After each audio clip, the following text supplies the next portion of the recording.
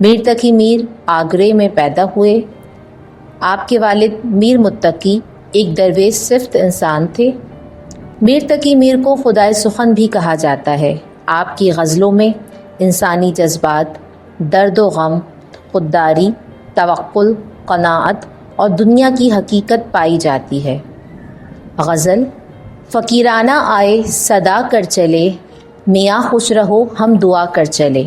فقیرانہ، فقیروں کی طرح صدا کرنا، آواز لگانا۔ میر تقی میر اس شعر میں محبوب اور محب کے تعلق کو بیان کرتے ہیں۔ کہتے ہیں کہ اے میرے محبوب، ہم فقیروں کی طرح تمہارے دروازے پر آئے ہیں، اس امید پر کہ ہمیں بھی محبت کی بھیک مل جائے، مگر تمہاری منشا ہے کہ ہم تمہارے در سے خالی ہاتھ لوٹیں، تو اب ہم تمہارے در سے خالی ہاتھ لوٹتے ہوئے تمہیں یہ دعا دیتے ہوئے جا رہے ہیں کہ اللہ تمہیں خوش اور آباد رکھے۔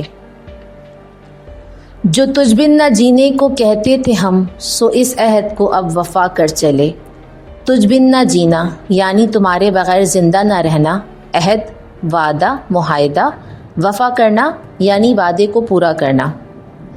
میر تقی میر اس شعر میں اپنے محبوب کو گزرے ہوئے دنوں کی یاد دلاتے ہوئے کہتے ہیں، میں تمہیں ہمیشہ کہا کرتا تھا کہ میں تمہارے بغیر زندہ رہنے کا تصور بھی نہیں کر سکتا۔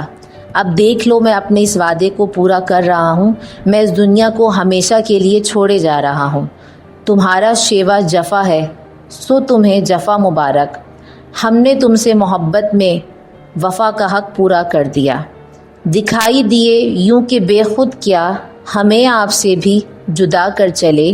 بے خود اپنے آپ سے بے خبر، آپ سے خود سے جدا دور۔ شاعر اس شعر میں کہتے ہیں کہ جب بھی تم میرے سامنے آتے ہو تو میں اپنی ذات سے بے فکر ہو جاتا ہوں، اپنا کوئی ہوش نہیں رہتا، گویا کہ تمہیں دیکھتے ہی ہم اپنے آپ سے جدا ہو جاتے ہیں۔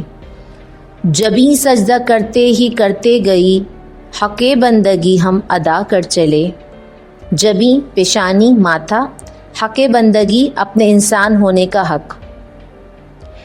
میر تقی میر اس شعر میں کہتے ہیں کہ ہر انسان کی زندگی کی منشا ہوتی ہے کہ وہ دنیا میں حق بندگی ادا کرے۔ میر تقی میر کی خواہش ہے کہ میں دنیا سے جاتے وقت اللہ کے حضور سجدہ کرتے ہوئے جاؤں۔ شاعر اس شعر میں اس خواہش کا اظہار کر رہے ہیں کہ وہ اللہ کے حضور حق بندگی ادا کرتے ہوئے اس دنیا سے رخصت ہونا چاہتے ہیں۔ کہیں کیا جو پوچھے کوئی ہم سے میر، جہاں میں تم آئے تھے کیا کر چلے۔ پوچھنا، سوال کرنا، جہاں اس دنیا میں۔